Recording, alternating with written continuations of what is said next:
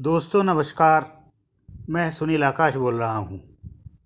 दोस्तों आज का विषय हमने चुना है कि क्या ममता बनर्जी अब बीजेपी के साथ युद्ध विराम चाहती है। इधर एनडीए की राष्ट्रपति प्रत्याशी द्रौपदी मुर्मू भारी मतों से जीत गई हैं। भारतीयों के लिए ये बड़े हर्ष का विषय है कि हमने अपने 16वें राष्ट्रपति का चुनाव बहुत शांति और उल्लास से कर लिया है।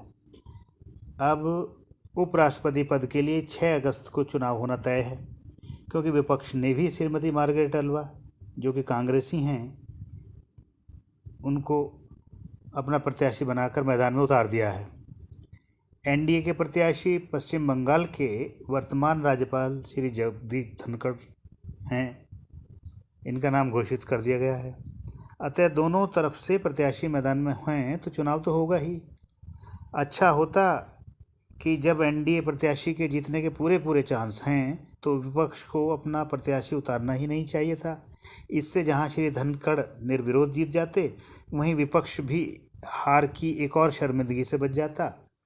इस तरह उसकी छवि में थोड़ा बहुत तो फायदा उसको होता, लेकिन विपक्ष तो एनडीए से टक्कर लेने पर आमादा ही है। लिहाजा उपराष्ट्रपति पद का चुनाव होगा। तो दोस्तों हम बात करेंगे ममता बनर्जी की, क्योंकि श्री जगदीप धनखड़ की जीत से ज़्यादा ये चुनाव इस बात के लिए चर्चित हो चला है कि ममता बनर्जी विपक्ष की प्रत्याशी सुश्री मार्गरेट अल्वा जी के पक्ष में मतदान नहीं करेंगी। उनकी तरफ से खबर आई है कि उनकी पार्टी के लोकसभा सांसद व राज्यसभा सांसद उपराष्ट्रपति के चुनाव में हिस्सा ही नहीं लेंगे। एक तरह से ये विपक्ष के प्रत्याशी का विरोधी हुआ ना। दोस्तों एनडीए के प्रत्याशी के तो वे खिलाफ हैं ही, उसकी क्या चर्चा। मगर जहां वे मार्गरेट अल्वा के चुनाव को रोचक बनाने के लिए मतदान में हिस्सा ले लेती तो विपक्ष के हक में एक अच्छा संदेश ही जाता, जो अब नहीं जाएगा। दोस्तों कहा जा रहा है कि मार्गरेट अल्वा जी को प्रत्याशी बनाने से पहले कांग्रेस ने ममता बनर्जी से फ़ोन पर इसकी स्वीकृति ले ली थी। अब ये बात चली है तो इसमें कुछ तो सत्यता होगी ही। इसलिए जानबूझकर ममता दीदी ने कांग्रेस को नीचा दिखाने के लिए ये दोहरा खेल खेला है। इधर हाल ही में दार्जिलिंग में हुई ममता बनर्जी और राज्यपाल श्री धनखड़ और असम के मुख्यमंत्री की मीटिंग की चर्चा हो रही है। दार्जिलिंग में असम के मुख्यमंत्री ममता बनर्जी और राज्यपाल श्री धनखड़ की हुई मीटिंग को लोग बड़े राजनीतिक चश्मे अदल बदल करके देख रहे हैं और तरह तरह के अर्थ उससे लगा रहे हैं। इन तीनों नेताओं के एक साथ फोटो हुए, ऐसे फोटो भी देखने को मिले हैं, शायद आपने देख भी लिए होंगे। अब कांग्रेस ममता दीदी पर आरोप लगा रही है कि ममता दीदी भाजपा से आगे दुश्मनी जारी नहीं रखना चाहती हैं, इसलिए उन्होंने उस मीटिंग में कोई दोस्ताना संबंध बनाने पर हेमंत बिश्व शर्मा और धनखड़ के जरिए भाजपा हाईकमान को एक संदेश दिया है। अर्थात वे भाजपा के साथ छिड़े अपने राजनीतिक युद्ध से अब उकता चुकी हैं और अब वे युद्ध विराम चाहती हैं, ताकि देश की जनता व बंगाल की जनता उन्हें एक परिपक्व राजनेता माने और 2024 के लोकसभा चुनाव के आते आते वो एक राष्ट्रीय नेता के रूप में, समझदार और सुलझी हुई नेता के रूप में स्थापित हो सके। दूसरे, पश्चिम बंगाल के कई मंत्रियों पर भ्रष्टाचार व अन्य मामलों में अदालतों में मुकदमे चल रहे हैं और हाईकोर्ट व सुप्रीम कोर्ट ने उन सब का कड़ा संज्ञान लिया है। ऊपर से केंद्र की एजेंसियों सीबीआई, ईडी व इनकम टैक्स विभाग ने ममता के भतीजे अभिषेक बनर्जी पर शिकंजा कस रखा है। साथ ही अभिषेक बनर्जी की पत्नी पर भी कुछ मामले हैं।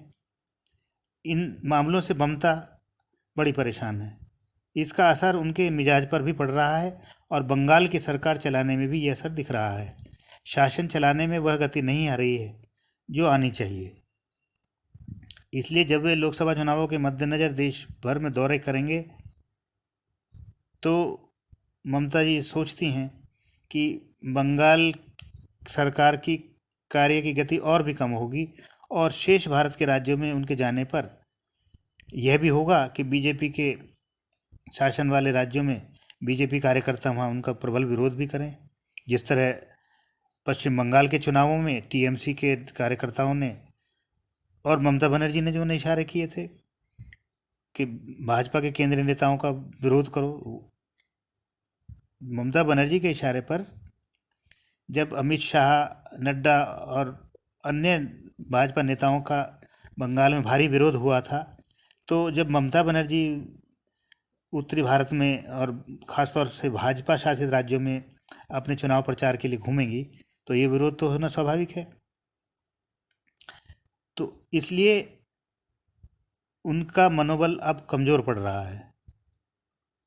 लिहाजा ममता दीदी बीजेपी विरोध का बिगुल फूंकना तो जारी रखेंगे ही रखेंगी, मगर वे चाहती हैं कि उन्हें भी देश के अन्य राज्यों में शांतिपूर्वक आना जाना सुनिश्चित हो जाए। इसके लिए वे स्वयं की तरफ से ही युद्ध विराम घोषित करने को तैयार हो गई हैं। अब भविष्य में उनका भाजपा शासित राज्यों में कितना विरोध होता है यह तो आने वाला समय ही बताएगा, मगर वे अभी से कुछ नरम रुख रखने की इच्छा दर्शाना चाह रही हैं। तो दोस्तों, ये युद्ध विराम भाजपा से अधिक ममता दीदी के लिए ज़रूरी होगा, इसलिए वे ऐसे संदेश दे रही हैं। जगदीप धनखड़, असम के मुख्यमंत्री विश्व शर्मा और ममता बनर्जी की मीटिंग को इससे ज़्यादा किसी अर्थ में नहीं देखना चाहिए। दोस्तों, अब यहीं इस चर्चा को मैं विराम देता हूँ। अगले वीडियो में किसी और विषय पर चर्चा करेंगे। नमस्कार। मेरा आपसे निवेदन है कि ये वीडियो अगर आपको पसंद आया हो तो इसे लाइक करें, शेयर करें, सब्सक्राइब करें और बेल आइकन दबाना ना भूलें। धन्यवाद।